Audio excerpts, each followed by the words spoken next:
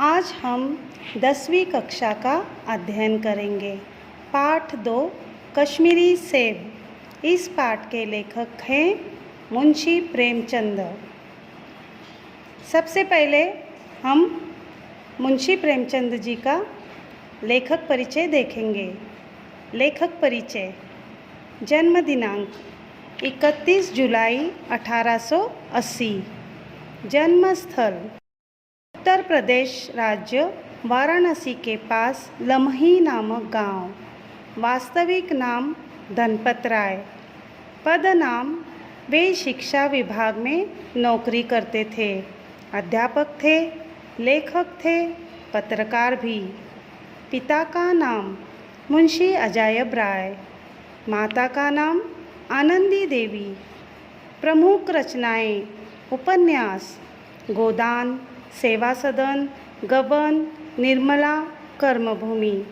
कहानियाँ बड़े घर की बेटी, नमक का दरोगा, पंच परमेश्वर, पूस की रात। प्रेमचंद जी की कहानियाँ मानसरोवर नाम से संकलित हैं। इनकी मृत्यु 8 अक्टूबर 1936 को हुई। कल शाम को चौक में 2-4 ज़रूरी चीज़ें खरीदने लगा था। पंजाबी मेवा फरेशों की दुकानें रास्ते में ही पड़ती हैं। एक दुकान पर बहुत अच्छे रंगदार गुलाबी सेब सजे हुए नज़र आए। जी ललचा उठा। आजकल शिक्षित समाज में विटामिन और प्रोटीन के शब्दों पर विचार करने की प्रवृत्ति हो गई है। टमाटर को पहले मुफ्त में भी नहीं पूछता था, अब टमाटर भोजन का आवश्यक अंग बन गया है। गाजर भी पहले गरीबों के पेट भरने की चीज़ थी। अमीर लोग तो उसका हलवा ही खाते थे।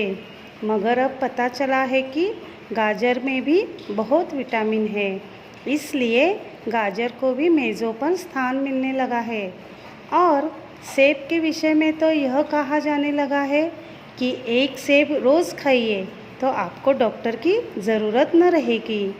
डॉक्टर से बचने के लिए हम निबोरी तक खाने को तैयार हो सकते हैं। सेब रस और स्वाद में आम से बढ़कर नहीं तो घटकर भी नहीं है। मगर उनमें विटामिन और प्रोटीन है या नहीं है, तो काफ़ी है या नहीं है, इन विषयों पर अभी किसी पश्चिमी डॉक्टर की रिसर्च देखने में नहीं आई। सेब को यह विशेषता मिल चुकी है कि अब वह केवल स्वाद की चीज़ नहीं है, उसमें गुण भी है। हमने दुकानदार से मोल भाव किया और आधा सेर सेब मांगे। दुकानदार ने कहा, बाबूजी, बड़े मज़ेदार सेब आए हैं, खास कश्मीर के, आप ले जाइए, खाकर तबीयत खुश हो जाएगी। मैंने रुमाल निकालकर उसे देते हुए कहा, चुन चुन कर रखना। दुकानदार ने तराजू उठाई और अपने नौकर से बोला, आधा सेर कश्मीरी सेब निकाल ला, चुन कर लाना। नौकर 4 सेब लाया। दुकानदार ने तोला, एक लिफाफे में उन्हें रखा और रुमाल में बांधकर मुझे दे दिया। मैंने 4 आने उसके हाथ में रखे। घर आकर लिफाफा ज्यों का त्यों रख दिया। रात को सेब या दूसरा कोई फल खाने का कायदा नहीं है। फल खाने का समय तो प्रातःकाल है।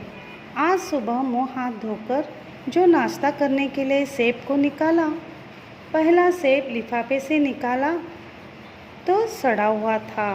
1 रुपये के आकार का छिलका गल गया था। दूसरा सेब निकाला तो यह आधा सड़ा हुआ था। तीसरा सेब सड़ा तो न था, मगर एक तरफ से दबकर बिल्कुल पिचक गया था। चौथा सेब बेदाग था, लेकिन उसमें काला सुराख था, जैसे अक्सर बेरों में होता है। काटा तो भीतर वैसे ही धब्बे जैसे बेर में होते हैं। एक सेब भी खाने लायक नहीं था। चारों सेब खराब निकलने पर लेखक को पता चला कि दुकानदार ने जानबूझकर उनके साथ धोखेबाजी की है। मगर इस धोखे में मेरा भी सहयोग था। मेरा उसके हाथ में रुमाल रख देना मानो उसे धोखा देने की प्रेरणा थी।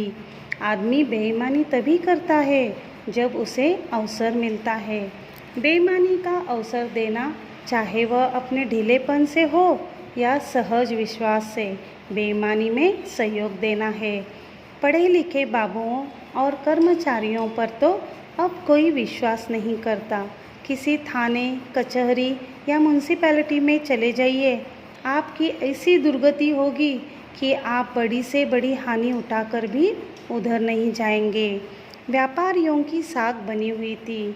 यूँ तौल में चाहे छटाक आज छटाक कस ले, लेकिन आप उन्हें 5 की जगह भूल से 10 के नोट दे आते तो आपको घबराने की कोई ज़रूरत न थी।